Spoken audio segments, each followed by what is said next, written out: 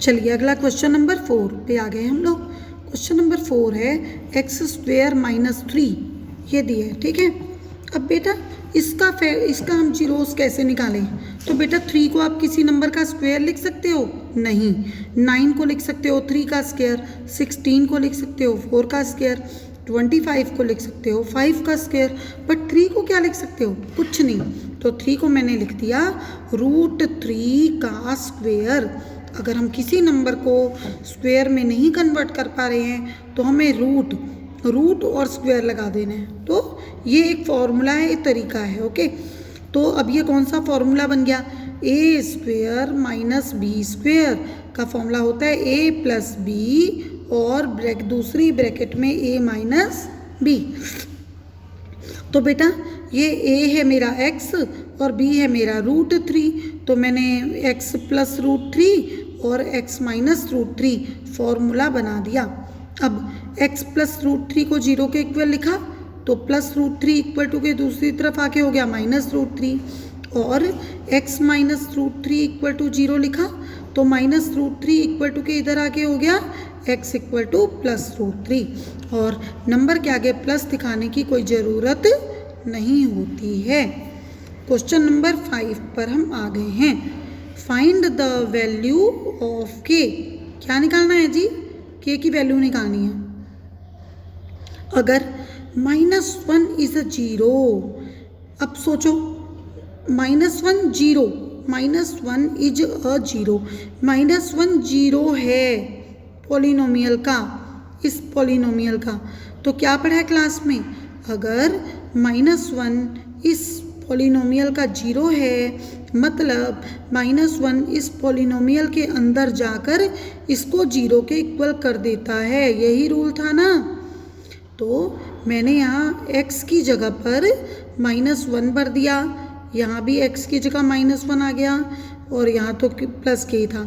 और जैसे ही -1 मैंने पॉलिनोमियल के अंदर किया इक्वल टू 0 लिख दिया। क्यों लिखा? क्योंकि -1 इसका 0 है, 0 है मतलब इसको 0 के इक्वल कर सकता है। अब -1 को 2 बार मल्टीप्लाई करो, -1 कितना बनता है? +1, और ये -4 -1 क्या हो जाएगा? +4 हो जाएगा ना। तो ये बन गया k + 4 + k इक्वल टू 0 हो गया। अब k + k हो गया 2k, 2k + 4 इक्वल टू 0, तो +4 इक्वल टू के इधर आकर -4 बना और k के साथ 2 मल्टीप्लाई हो रहे हैं, इस तरफ आके डिवाइड हो गया तो -4/2 काटोगे तो कितना आएगा? -2। तो k की वैल्यू आ गई -2 हमारा आंसर, ओके। चलिए क्वेश्चन नंबर 6 पे आ जाइए। Find the zeros of polynomial. मुझे यहाँ पे जीरोस निकालने हैं। ये थोड़ा फॉर्मुलेटेड फॉर्म है, फॉर्मूला जैसा। तो क्वेश्चन है 4x² माइनस 12x + 9। अब सोचो 4 को मैं किसका स्क्वायर लिख सकती हूँ? 2 का। तो मैंने 4x² को लिख दिया 2x का स्क्वायर, 2x पूरे का स्क्वायर, ठीक है। और 9 को मैं क्या लिख सकती हूँ? 3 का स्क्वायर लिख सकती हूँ, ठीक है। तो बेटा ये फॉर्मूला जैसा बनने लगा, a का स्क्वायर, लास्ट में देखो b का स्क्वायर।